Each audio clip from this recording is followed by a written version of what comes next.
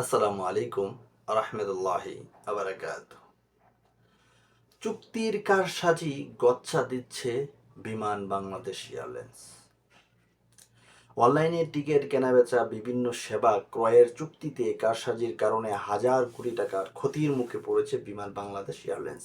প্রতিষ্ঠানটির কয়েকজন কর্মকর্তার যোগ সাজেছে এই জালিয়াতির মাধ্যমে 10 বছরে অতিরিক্ত 1076 কোটি টাকা হাতিয়ে নেওয়ার ফন্দি করেছিল ঠিকাদারি প্রতিষ্ঠান সেবার গ্লোবাল ইনকর্পোরেশন। সরকারের বাণিজ্য এডিট অধিদপ্তরে নিরক্ষীয় গুরুত্ব ও অনিয়ম ধরা পড়ে।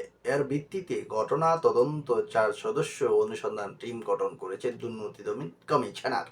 দুর্নীতি দমন কমিশনের এডিয়ারে পেলাম নাই, কমে দিলাম নাই। তো এই ছিল মানে অবস্থা বিমানের সেরাবেলা কি পয়টা শোনায় আমনে ঘটে। এই দুদক যা আছে হাতে তার বড় চোর হ্যাঁ হয়তো বালা না। দুদক হায় তার বড় চোর এবার হ্যাঁ করবিতে দি কদিন বড় বড় মামলা হয় হেরা এরা বালা না।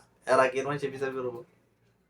মাসে গেলে গা পরে গ্রেপ্তারি করোনা জারি হয়, মাসে গেলে গা পরে নিষেধাজ্ঞা হয়। এই সব অবস্থা আঙ্গুর দুদকের। তো এই ছিল বিমানের কিছু বিষয়। ভালো থাকবেন, ভালো লাগলে শেয়ার করতে পারেন ভিডিওটা।